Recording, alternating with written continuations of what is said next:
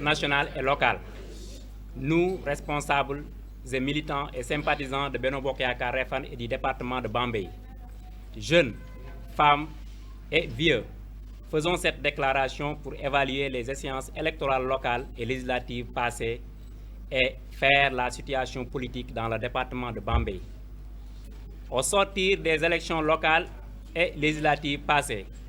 marquées par la nette victoire de la coalition présidentielle dans l'écrasante majorité des collectivités territoriales du Sénégal et l'acquisition d'une majorité absolue à l'Assemblée nationale, nous adressons nos vives félicitations à son Excellence le Président Macky Sall. En effet, il a su réaliser, tant au niveau national que local, ce qu'aucun de ses prédécesseurs n'a eu à faire, tant au niveau national que local. La commune de Refane n'a pas été en reste avec de nombreuses réalisations, surtout le PIDC. On peut citer le lycée de Refane, le collège de Réumao, le bitumage de l'axe Kaba-Refane, le forage de Réumao, l'électrification universelle, les bourses de sécurité sociale, la ferme agricole de Ngouy et j'en passe. Au niveau local, nous encourageons les maires qui ont perdu leur commune et félicitons ceux qui ont gagné, notamment le maire de Refane, coordonnateur départemental Benno Bokk Yakaar de Bambey. Dr Djibril Thiaw, qui, à l'exception du maire de Ngoy, s'est distingué en étant le seul à avoir gagné sa commune dans le département de Bambey sous la bannière de Benno Bokk Yakaar lors de ces deux échéances électorales avec des maigres moyens à sa disposition. Au demeurant, au moment où Benno Bokk Yakaar perdait 7 sur les 12 communes du département, aussi bien lors des locales qu'aux législatives, Dr Djibril Thiaw gagnait aisément la commune de Refane avec 56% au local. Meilleur score du département, je répète, meilleur score du département, voire de la région. Pendant ce temps, le ministre Mor Ngom, je dis bien le ministre conseiller Mor Ngom, gagnait difficilement avec 31% dans sa commune de Ndangalma. Malgré les complots et coups bas contre la personne de notre leader, les tentatives de musellement et d'éclatement de sa base politique, Dr Djibril Thiaw récidivait lors des législatives en devançant la coalition Yewwi Wallu de 499 voix. Pendant ce temps, 3 grands responsables politiques, tous habitants dans la même commune, je répète, 3 grands responsables politiques, tous militants dans la même commune de Ndangalma. Je veux dire, le maire, par ailleurs ministre conseiller, je le répète encore une fois, le maire, par ailleurs ministre conseiller du président de la République, le président du conseil départemental et une députée, sœur du ministre, avec tous les privilèges et moyens du parti, ont perdu en Ndangalma face à l'opposition. La tête de liste départementale, député sortant, avec de gros moyens financiers, chutait lourdement face à l'opposition à Keur Samba Kane. Alors, cette perte du département au profit de l'opposition largement à notre portée est à mettre sous le dos de Mor Ngom, ministre conseiller du département, qui continue de tirer les ficelles en opérant de mauvaises investitures partisanes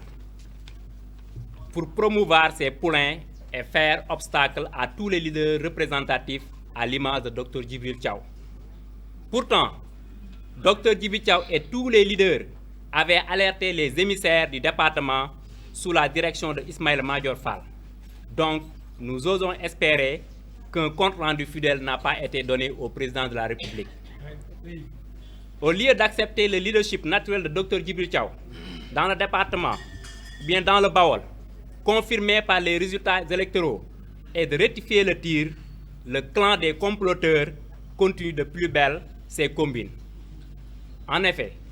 nous n'avons aucunement été consultés lors des investitures pour l'élection au Conseil des collectivités territoriales du 4 septembre 2022. De ce fait, nous récusons avec la dernière énergie ces investitures où aucun fils de Refane n'a été investi, alors que des communes qui ont été battus ont été bien servis. Indéniablement, l'investiture de Dr Djibril Thiaw aux législatives aurait permis à Benno Bokk Yakaar de gagner facilement le département de Bambey et ainsi donner 2 députés de plus à notre coalition Benno Bokk Yakaar. Puisqu'il est un homme de consensus, un homme de terrain, un homme très social, intervenant dans toutes les 12 communes du département. Toutefois, nous tenons à réaffirmer notre ancrage dans l'APR et dans la coalition présidentielle. Nous renouvelons toute notre fidélité, notre loyauté et notre disponibilité à accompagner son Excellence le président Macky Sall, à qui nous voudrions rappeler ceci. Nous ne voulons plus être les faiseurs de roi pour des gens qui sapent l'union dans la coalition, qui ne mouillent pas le maillot, mais qui continuent à bénéficier de tous les privilèges et qui en usent pour nous combattre. Nous ne voulons plus que des perdants et leurs militants soient toujours promis au détriment de Dr Djibril Thiaw et ses collaborateurs. Le Benno Bokk Yakaar, ce n'est pas seulement Ndangalma, où se regroupent un ministre conseiller, le président du conseil départemental, une députée, des chargés de mission, les recrutements et les programmes phares de l'État. Nous voulons que le président accompagne les maires entrants et appuie les maires sortants pour une bonne symbiose dans la coalition. Nous voulons une audience de l'ensemble du département au Palais de la République. Nous voulons beaucoup plus de considération et de postes de responsabilité dans la coalition, surtout pour les jeunes du département. Et enfin, nous voulons que Bambey ait un poste ministériel plein et Dr Djibril Thiaw en est le leader départemental le plus légitime à l'occuper pour pouvoir tenir la base, accompagner le président et faire face à l'opposition pour que Bambey et tout le Bawol redeviennent beige et marron. Non, on ne va pas aller jusqu'à dire que nous allons boycotter, mais nous avons fait un constat. C'est-à-dire que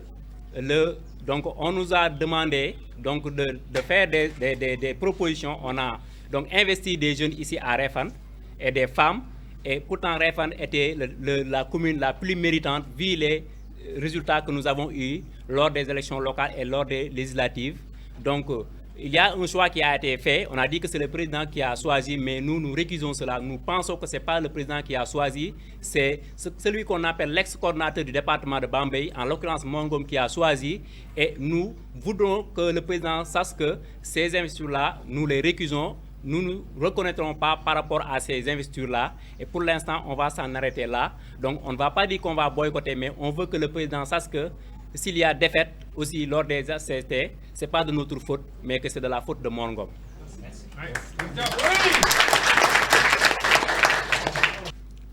ginnaaw can yooyu ngi sant président bi gërëm ko nag dañoo gën ci ay élections législatives wér bi ñu gën laata loolu jóge nañ ci élection locale de janvier 2022 suñu jógee ne nag war nañ cee jàngat bu baax a baax def ci ay taxaw seetlu ci département bi ak ci commune bi nga xam ne mooy commune Réfane ndax yaakaar naa ne loolu moo li jaadu ndax gis nañ ne résultats yi am na ci ay communes yu bëri yoo xamante ne nii perte nañu ko ndax bu ñu nee département 12 communes la ñu perte 7 yëpp gagné 5 yi lu ñuy encouragé bu baax a baax ñoo nga xëy ne nii xëy na perte nañu seen commune di félicité ñi nga xëy ni gagné nañu waaye nag du tee ñu def jàngat boo nga xëy ne nii lan moo waral loolu day jaadu ñu def ci taxaw seetlu élection yi nga xëy ne nii mooy élection locale yi jafe na trop waaye li tax mu gën a jafe ci département bi ak ci yenn communes yi ci li concerné Benno Bokk Yaakaar li tax mu gën a jafe mooy investissement boo xam ne ni xëj na am na ci investir bi ñu def ci conseil départemental bi loolu yaakaar naa ne doon di gagné nañu ko waaye amoon na jafe-jafe boobu waaye malgré loolu yëpp nag am na ci ay maires yoo xam ne ci mel ni docteur Djibril Thiaw góorgóorlu na moom def na tout pour gagner commune am ci ton bu am solo malgré nag gagné na ko teewul amoon na ay galgal ak i texatal ak i complot ak i pexe yoo xamante ne nii jaar jóge def nañ ko mu bàyyee ko ci ki nga xam ne ni moom doon wax coordonnateur départemental ministre Mor Ngom malgré textal yooyu muy def monsieur le maire Djibril Thiaw yëpp te ñëpp doon loo xamante ni teg nañ ci baaram te du lu commencé tey xanaa day mag di dem waaye li mu ngi commencé depuis 2016 jéem na du ci biir baasam ngir jéem publicité ngir yàqal ko demul investir yu ñëw bu ko président ne tanal ñu gën mu xool la ko neex mu def ko loolu nag yaakaar naa ne mënuñoo ñëw di def jàngat ci ñaari élections yi ñu passé te teguñu ci baaram ndax itam lu ñu ëpp tuuru te yaakaar naa ne élection législative yi ñu génn nii ñëpp xam nañ ne bu ñu investiroon docteur Djibril Thiaw kon ñaari député yi nga xam ne perte nañ ko ci département bi duñ ko kon ñaari député yi ñu perte duñ ko perte kon loolu mën naa ne ministre Mor Ngom mu ngi koy def di yàqal waa Benno Bokk Yaakaar ci département bi mais di yàqal président de la République ndax jàpp nañ ne bu investiroon Djib Thiaw fii ci commune bu Réfane rek nañ ko gagné 95%. te buñ ko gagné 95% yooyu jàpp naa ne yeneen communes yi boo ci amee jafe-jafe itam résultat yi nga am fii ci commune bi dina ko mën a remplacer bu nga xamante ne nii parce que boo xoolee maanaam waa Yewwi yi nga xam ne nii ñoom ñoo gagné bu waay ñu rawee da ngay def kàddu bi nga xam ne bu ñu investiroon Djibril Thiaw bu waay yi waa Réfane kese mën a dolli ci yooyu ndax bu boobaa doomi Réfane yi nga xam ne ci élection ñu nga toog Réfane wote suuñu ak ñi nga xamante ne ñu ngi feneen wote suuñu bu ñu investiroon seen doom ak ndaw yi nga xamante ñu ngi ci département bi ci yeneen communes yoo xam ne nii am nañu yaakaar ci Djib Thiaw te wóolu nañ ko buñ ko ba ci opposants yi sax parce que am na ay ndaw ñu ne ci opposants yoo xam ne xam nañ ne Djib Thiaw mii moo gën ci département bi bu investir ñoo dinañ ko kon loolu itam bu fekkee ne gis nañu ku ko gàllankoor ngir tegu ko fen ngir ay calcul politique wala ay ñàkk a wóolu boppam loolu mënuñu koo ñàkk a dénoncer parce que booy def njagat da ngay xool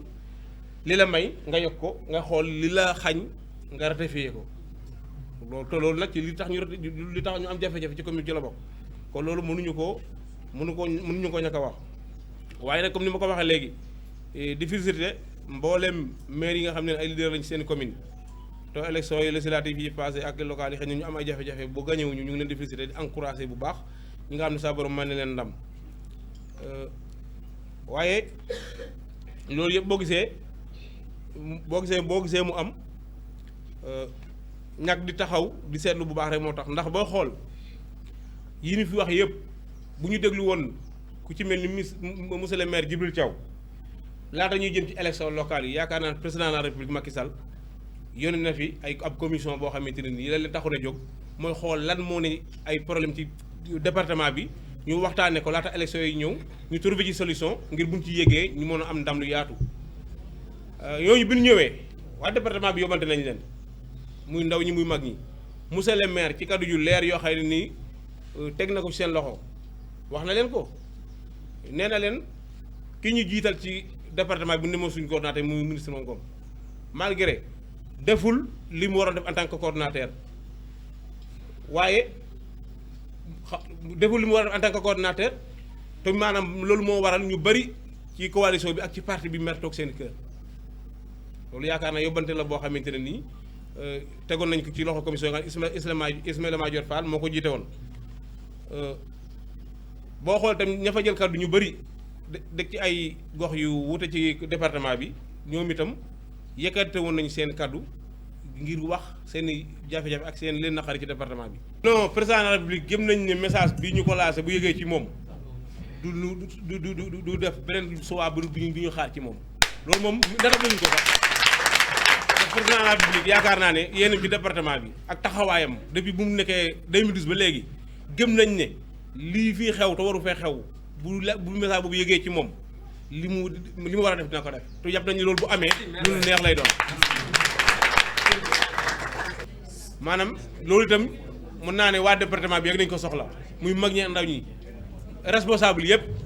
président bi ñu ngi sakku nga dalal waa département bi bu ko defee xëj na li nga xëy ne xëjul ci jeetaay yu mel nii buñ toogee ak moom dañ am possibilité waxtaan ci ak moom bu baax a baax a baax te su boobaa yaakaar naa ne li des ci liggéey bi ci kanam bu soobee yàlla na solution na ci am.